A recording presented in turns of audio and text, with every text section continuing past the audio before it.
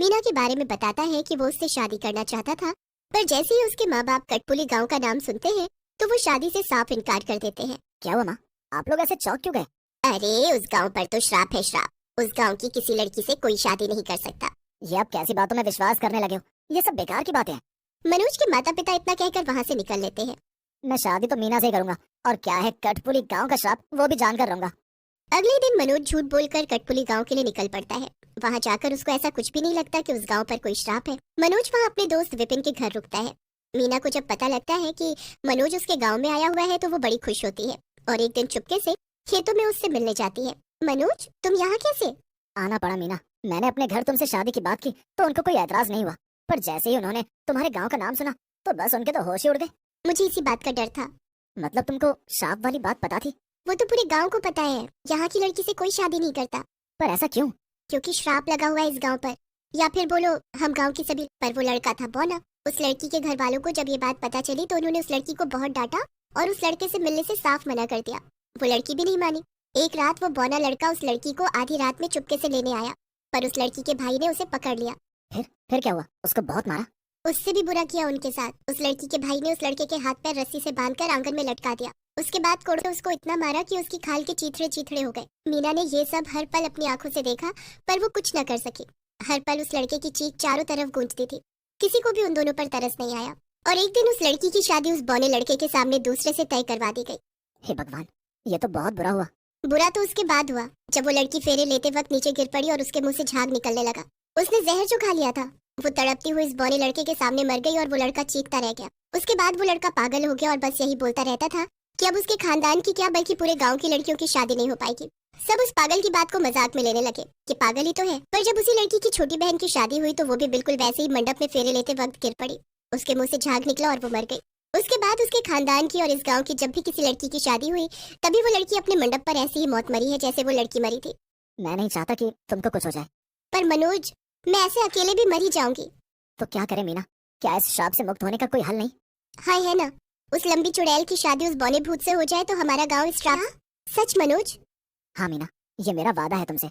बस अगले दिन मनोज पूरे गांव में ये खबर फैलाता है कि अगली अमावस को वो लंबी चुड़ैल और बौने भूत की शादी करवाने वाला है। सब गांव वाले बड़े हैरान होते हैं।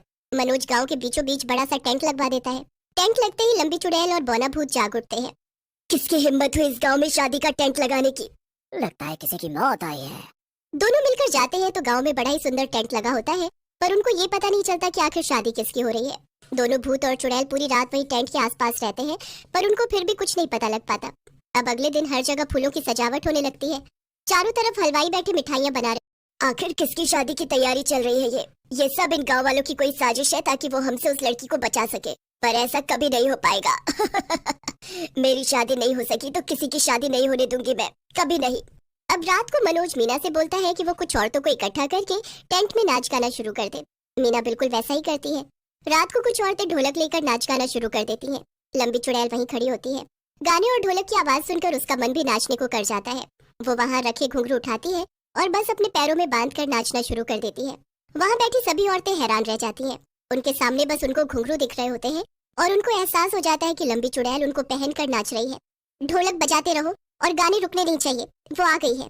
बस औरतें तब तक गाने गाती रहती हैं जब तक वो लंबी चुड़ैल नाच नाच कर थक नहीं जाती। जैसे ही घुंघरू उछलना बंद कर देते हैं सब समझ जाते हैं कि चुड़ैल थक गई है, शादी हो। हाँ, क्योंकि सालों बाद आज उसने ये गीत संगीत सुना है। चलो अब हमें कल का इंतजार करना है। कल मेहंदी है, तुम सब तैयारी कर लेना।